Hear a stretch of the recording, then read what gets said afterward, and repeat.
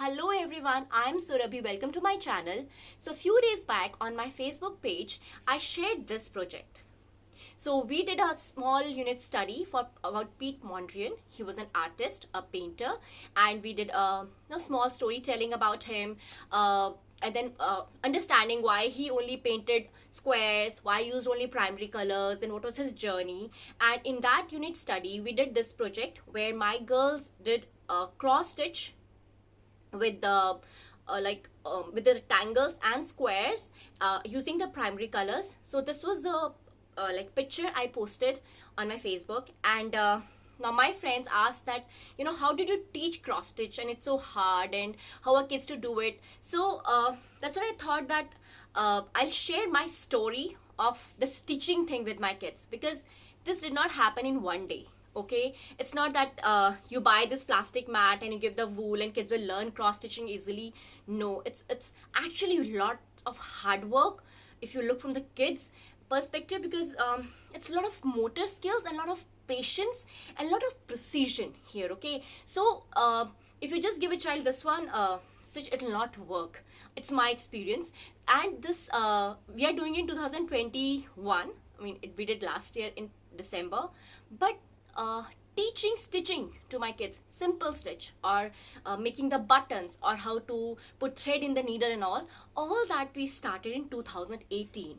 So when my kids were 4 and 5 years old respectively. So today I'm going to share the entire process of all these years, what all we did, what all DIY projects we made before we reached to this stage after like 4 years. So that's what I'm going to share today, that how do I introduced wool, needles, stitching to the kids, starting from straight stitch to the cross stitch, which my girls do now. They're still learning, they don't have that much patience, but yes, they understand what it is, and they're much better, they're improving, right, as they're growing old. So all that I'm going to share. Okay, so why teach stitching? So again, as if you're following me for very long, I try to inculcate the basic life skills on my kids. I don't want them to be in like dress or stitching something. No.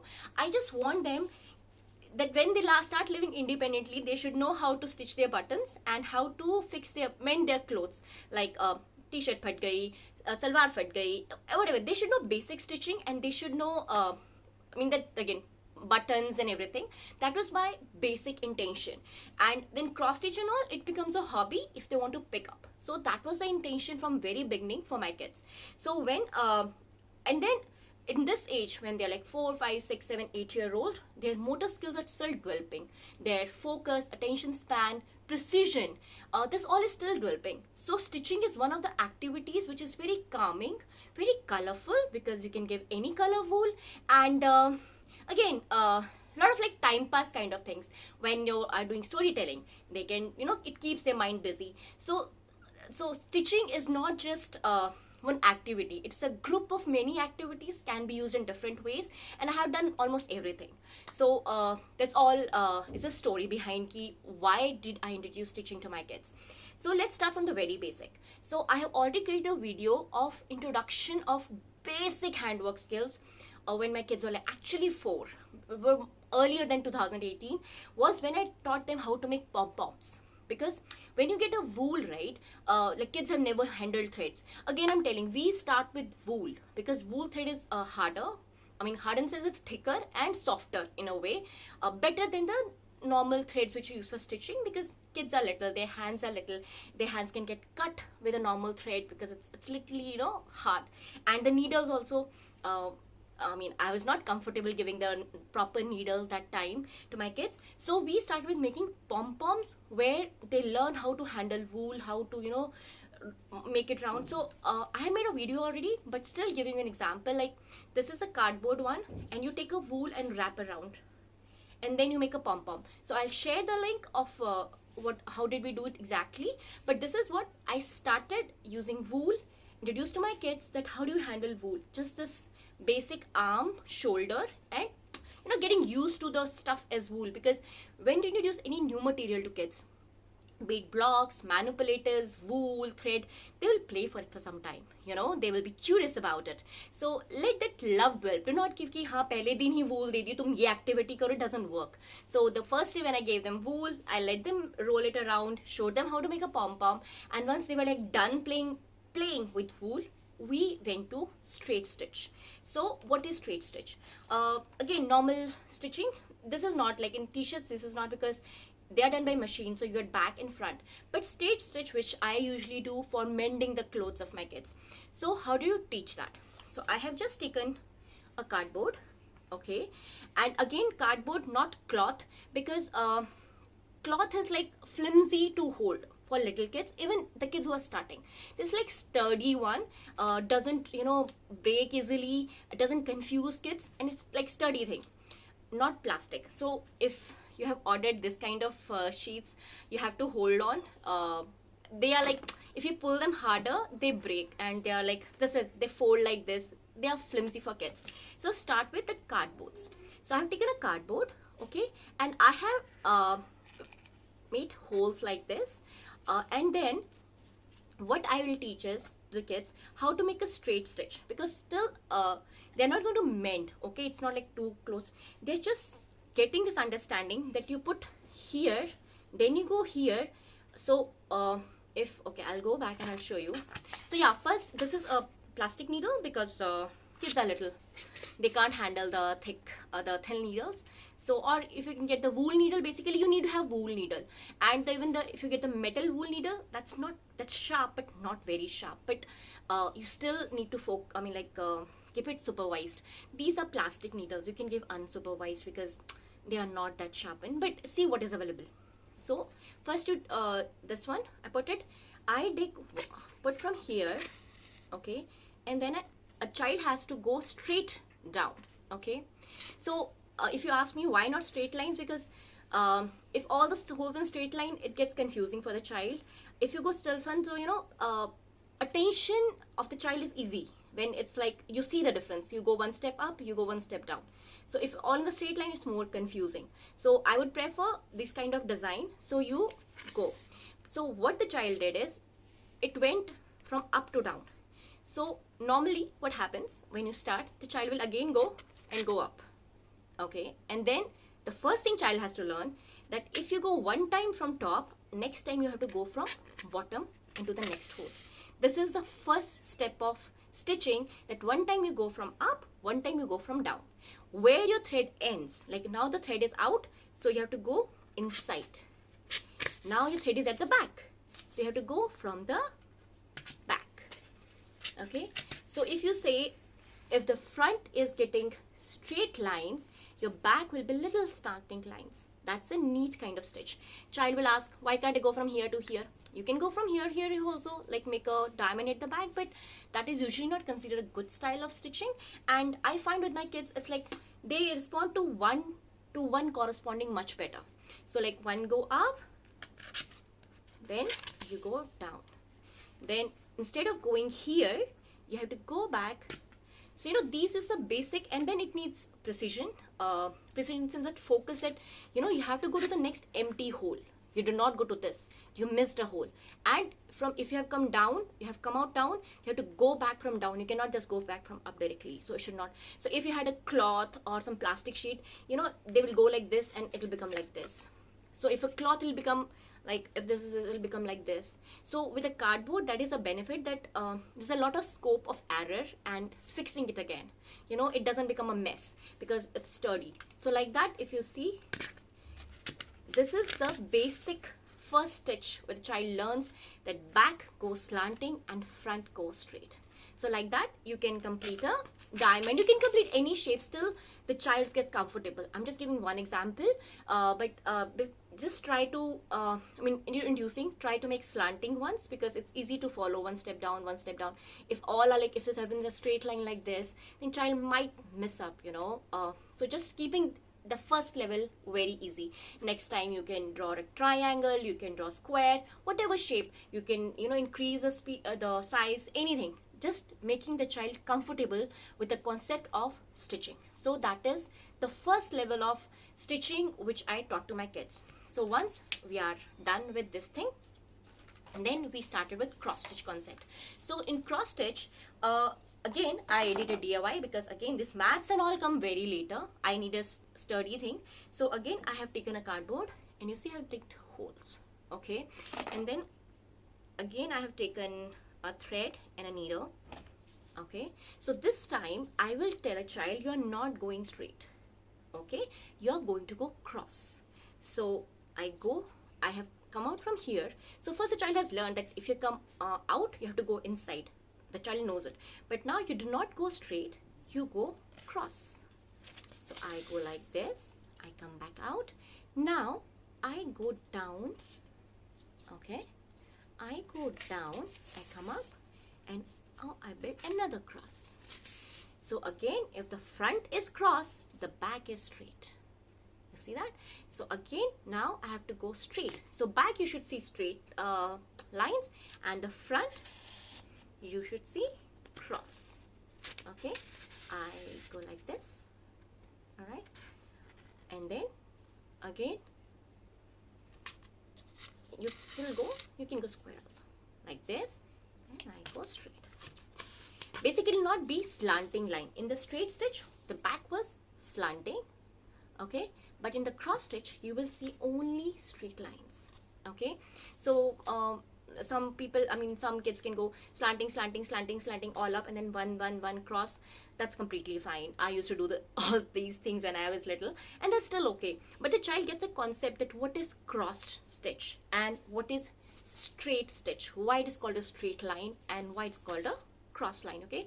And like that you can go on and on stitching the cross, okay. And now we'll go till top, and again look at the spacing, you know. It should be good enough for a child to see a design, not get confused, and they should be sturdy one that, you know, what will happen again, kids are kids, you know. So it came here, right?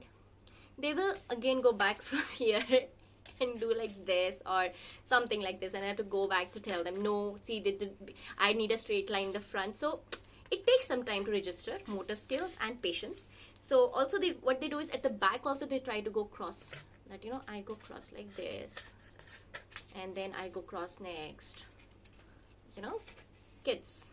So you just it's nothing wrong, but it's like good cross stitch should have back only straight lines. Slanting does not happen in the good cross stitch.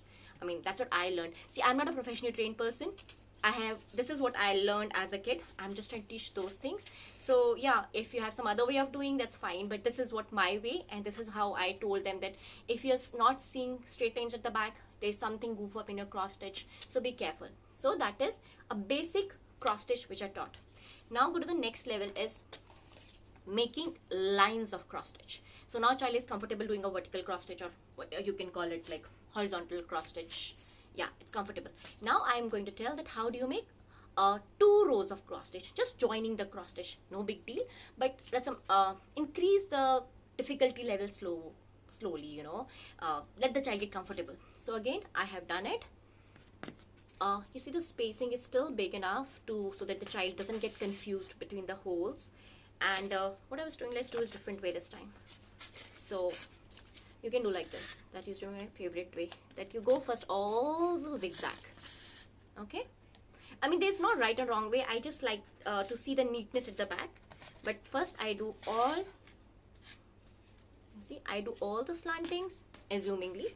I do all the slantings at the back, and then I go all the cross back to it. Okay, so this cross, okay, then I go back here, and I go back here, and I'll tell you, this is much neater. It's much neater than the other way around. So probably that's the reason I used to do it as a kid. But yeah, depends. And then I go back.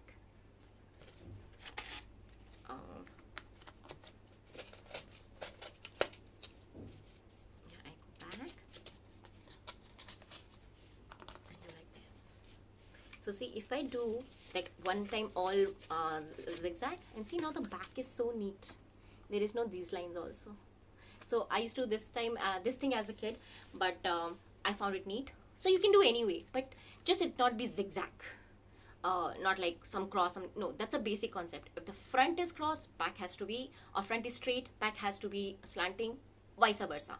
If child understand that concept, that's done. So we did one line. Now how do you join it? Again, you go same way, but the thread where you went earlier, you have to go back again and then complete the cross stitch. So thread is like that. So now once the child is comfortable doing 2 rows of cross stitch and doesn't mess up, remembers that if you've come out you're going to go back same, if that basic work is done, then you can go to the mesh kind of stitching, which is like a little professional kind of stitching.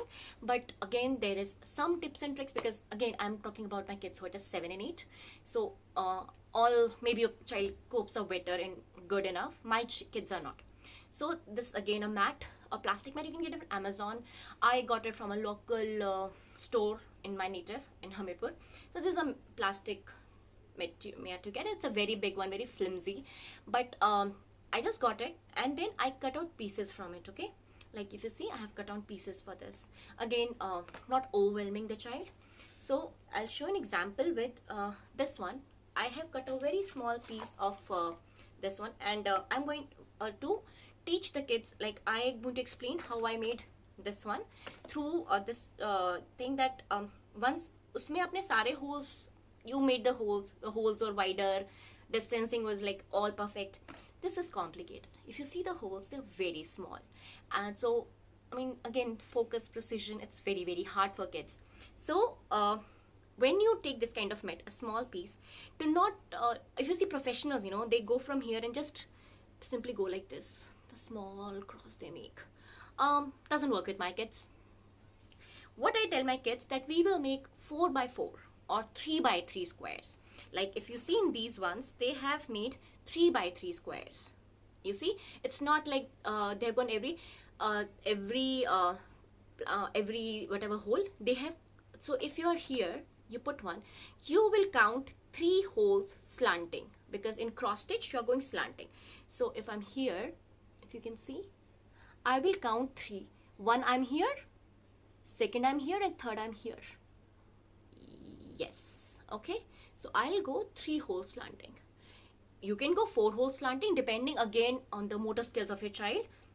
You can start with 4 also. 4 is much better in a way. So if I'm here, I'll count again. I'll go 1, 2, 3, 4. Okay. So plastic net, that's a problem. If a child pulls it, these will tear off. Your design will get messed. All the thread will come out together, and that happens with kids. So that's why till the child is gentle enough to handle these ones, or like with a thread also, so hold on. Otherwise, this is a process. You go 4. Now count down 4. 1, 2, 3, 4. Okay, you counted 4 down. Okay, 4. Okay, now slanting again 4, or if you want to count horizontally, 1, 2, 3, 4. You go back here and you make a cross. You see that? And now you're here. Now count 4 again. 1, 2, 3, 4. Go slanting. Go back 4. Oh no, sorry. I went from the back. From back you have to go straight. So yeah, you count vertically. 1, 2, 3, 4. To go from back. And then come back slanting 4. Okay. Go vertical 4. And come back 4. Anyways, right, just make sure that back is a straight line and front is a cross line sequence, or slanting first, whatever way. We are not focusing on like creating a very beautiful craft, just the basic neat work, that is the target. So like that you can teach, like making 4 by 4 squares, 3 by 3 squares when the child is little. Then when it comes to designs, when you see in the market, beautiful cross stitch and all, again, I'm telling you very, very basic. So if your child really exceeds in these ones, you can draw a flower with a marker, permanent marker, and then tell a child to follow like 3 by 3 square, 4 by 4 square. I did with, because Piet Mondrian only draws simple shapes, mostly rectangles and squares. So I, with a marker, if you can see the marker line, I had drawn patterns, random rectangles in that sheet, and told them to choose a color and cross it. So like they have done, and see back one, It's not very clean, but still. So my requirement was just so like that. You design whatever way and then tell a child to make one yellow, one blue. Not like you're going to teach Piet Mondrian, but just increasing the level slowly and slowly. So once the child has reached this level, can do this work very neatly, then you can draw houses, you can draw flowers with the markers, colorful markers, and then, you know, maybe in the red marker design, put red wool, yellow marker design, put, I mean, options are endless, but you have to start from very basic first. Cardboard, then 3x3 or 4x4 in the plastic net, and as the child gets better and better, you can reduce the width of this square, maybe 3x3, 2x2, and then 1 by yeah, the 2x2 is the smallest one. And you can, you know, skip the wool also. You can use the other kind of, the, you know, ankle cross stitch ka thread hota tha, you can do that. But my kids are still young, they are just 8, they are not able to handle that thin thread as of now. It gets lost of knots when they are doing it. So wool is easy, because even if you get knot, it's very easy to open. Sometimes they open, sometimes I open, but you know, thick wool is always very, very easy to handle for everyone's hands without any frustrations. So that's how I taught all the stitching. And when you know the, and also when your child knows the simple stitch, straight stitch and cross stitch, you can give them the tiny buttons, not like very tiny, but yeah, good enough buttons to stitch on any random cloth. I used to use felt cloth. Again, it's a bit thick, less clumsy. So I taught my kids how to stitch a button on cloths, and then randomly I'll give Papa's t-shirts, my some t-shirt which has buttons, and then, you know, tell them, okay, stitch a button. Again, they are not perfect, but in case they need to know, I mean, they need to stitch a button on their t-shirts, they should know it. So these are the basic skills which I'm teaching, which my kids are improving slowly and slowly, but that's all is the stitching thing. So hope it helped you and it'll give you some ideas. And if you have any more questions, please feel free to ask me below this video, or you can send me a mail. I'll be more than happy to help you out. So thank you for watching, and Happy New Year. I forgot to say that. Happy New Year, and see you next time. Bye bye.